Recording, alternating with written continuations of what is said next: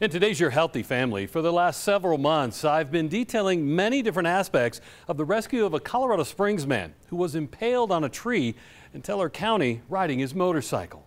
When Eddie Kerr found himself injured and hanging from a tree limb in Teller County this summer, he thought he was going to die. We've profiled the trauma care he received from the flight nurse and flight paramedic with UC Health Memorial, but his care began with his fellow riders and first responders in the backcountry. Yeah, we got paged out for a dirt bike accident back in the forest where the patient was reported to having a branch limb stuck in his neck. The first challenge was finding Eddie. We didn't really know where he was, which is not uncommon in the backcountry. Pretty much a rat's nest in here. There are trails everywhere.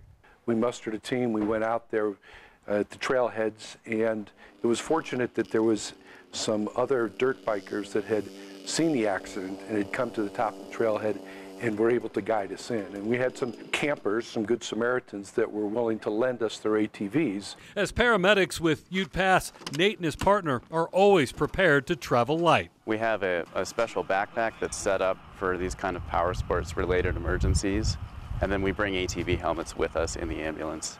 We were able to team up with the paramedics and go down, take 2 ATVs to the site. And that gentleman was probably 3 to 4 miles back in. And fortunately, there was another motorcyclist that led the way and could take us back to the site. We have the safety gear and we have enough medical equipment to get in and start providing paramedic level care no matter where these folks are located. He had taken the stick into his chest protector and it had glanced up and penetrated into his lower neck, and then he was able to pull himself off of it. So we actually didn't look at it right away. The bystanders were doing such a great job. We put a couple large IVs in him and gave him some pain medicine. And then once we knew that the helicopter was on its way, then we decided we could look at the wound, see how serious it was, and then treat that wound. But when we removed that dressing that they had made out of a riding jersey, I mean, it was a serious, serious neck wound. For these backcountry paramedics, traveling light includes the very latest items in trauma care. Once they found Eddie, they put them to use.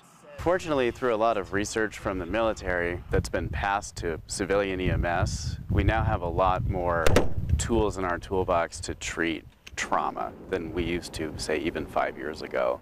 And one of the biggest advances in care has been these special dressings that have material in them that promote blood clotting.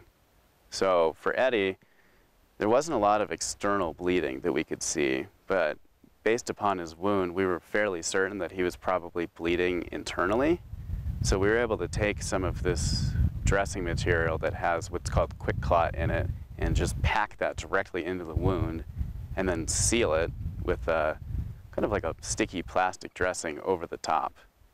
And then that dressing goes to work on its own to kind of promote blood clotting right at the site of the wound. These backcountry first responders were just one of the many things that went exactly right for Eddie saving his life. Once we reached him, I couldn't really think of a single thing that went wrong, which is truly amazing on these calls that are just logistical nightmares from the get-go.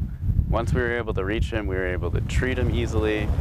He was super cooperative, and then we were able to get the helicopter right next to him. So I don't know if you call that luck or skill, but things worked out exactly as they needed to for a good outcome for him. For Your Healthy Family, I'm Ira Cronin. For more health stories, head to yourhealthyfamily.com.